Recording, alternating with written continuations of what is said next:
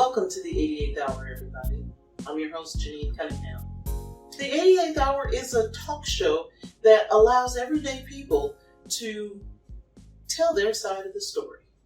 Well, check out this video and get ready for some fun.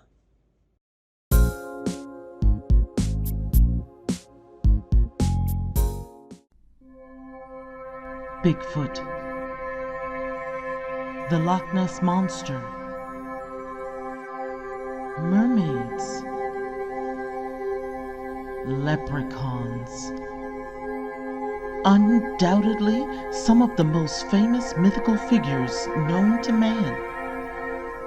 But there is another one, a new one, right here in Atlanta. It's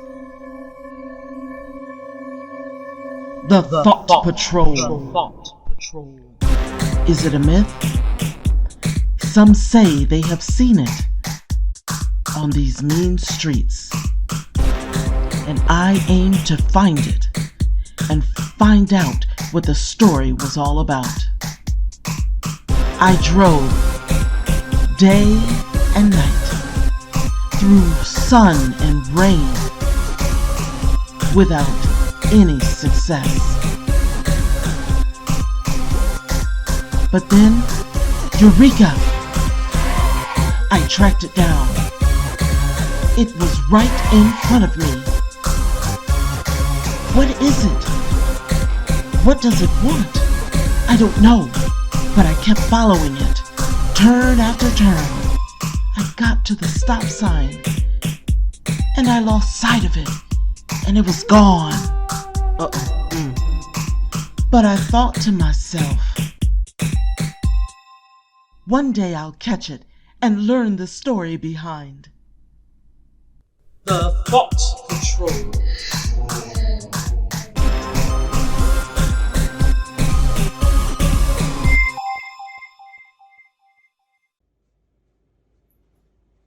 Well, I bet that was pretty interesting, wasn't it? So, I've been driving all over Atlanta, and I finally caught up with our driver.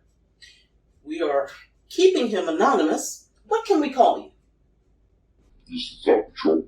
All right, Mr. THOT Patrol, how about that? Tell us a little bit about what that is. Well, recently it's a term used mainly amongst the younger generation, but basically it is a female protagonist that uses her or exploits her body to draw attention and acceptance. Now, do you think this is something that would be a passing fad, or is it something you think that's here to stay?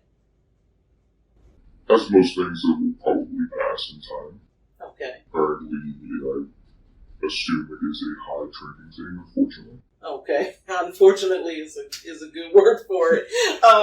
Do you think, and I'm sure this probably is the case in cities everywhere in the world, does Atlanta have a higher concentration? And do you think there's a particular reason for that? Atlanta is one of the biggest cities in the United States. It's home to the largest airport in the world.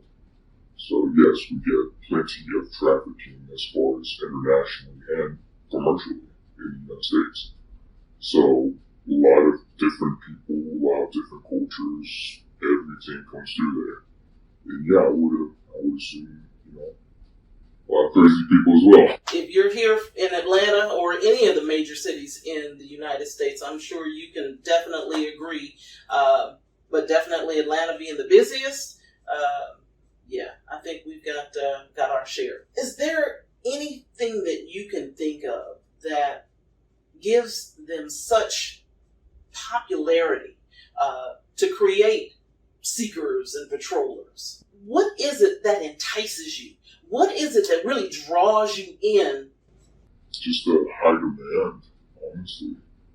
I mean, I'm not a huge supporter of people exploiting, themselves sexually. If y'all want to, y'all can, but there's a point where it's, enough's enough, where it's borderline illegal. Absolutely. So, Well, it's good you recognize that, and you're just out on the patrol, I'm guessing, but not necessarily to engage. So with that in mind, have you been successful? And what do you consider success? Is it just finding them to say, wow, I saw one? What is it? Ultimately, I think it's just to spread awareness, Okay. mainly. Letting people know who want to exercise and stop behavior. To know that people are watching. Not only just watching, but, kind of concerned. And mainly just wanting to keep it safe. Because, like I said, I'm not actually a supporter of people exploiting their bodies sexually.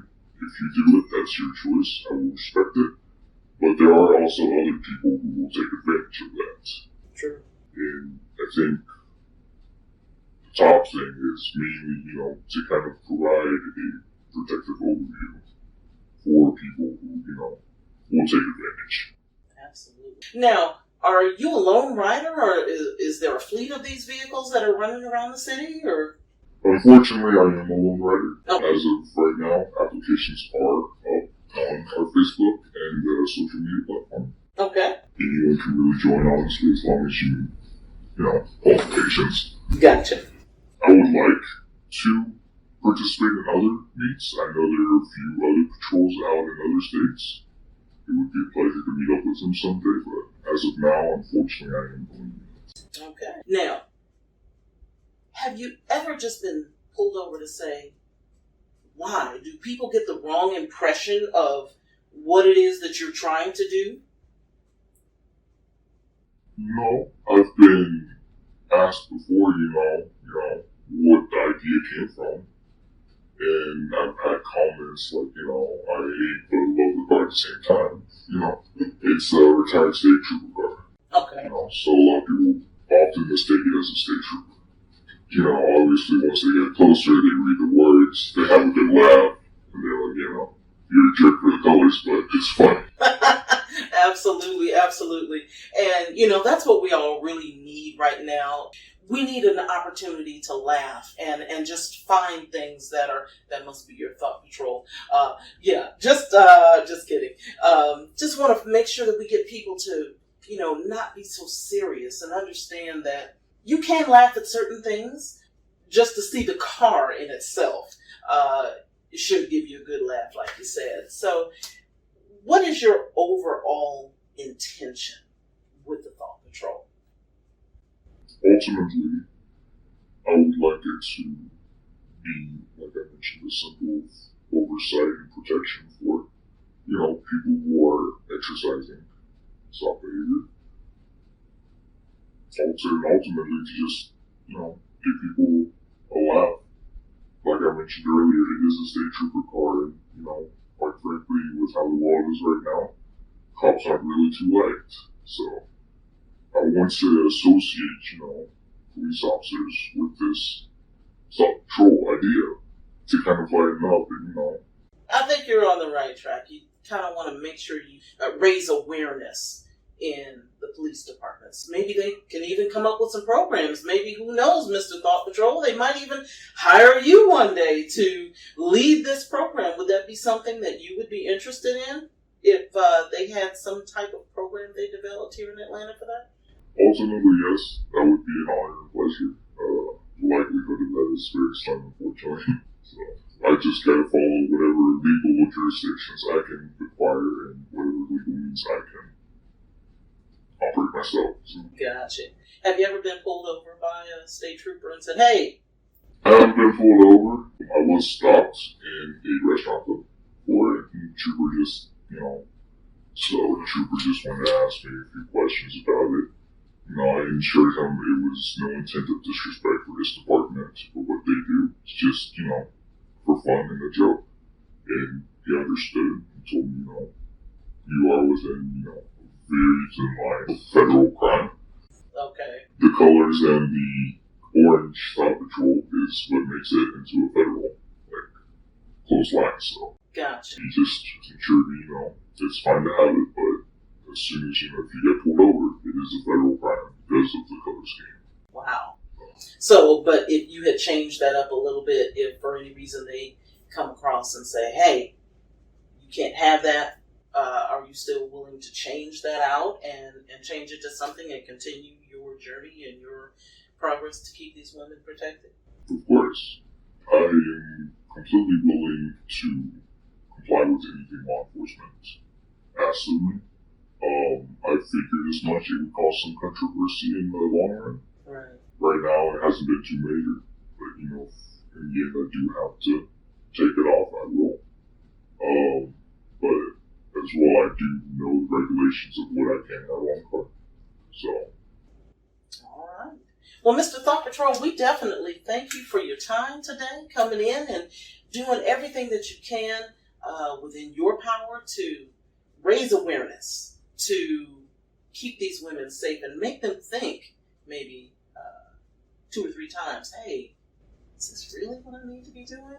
Is this really what this is all about? And maybe you might even change some mindsets. So we thank you very much for coming in today and talking to us about it.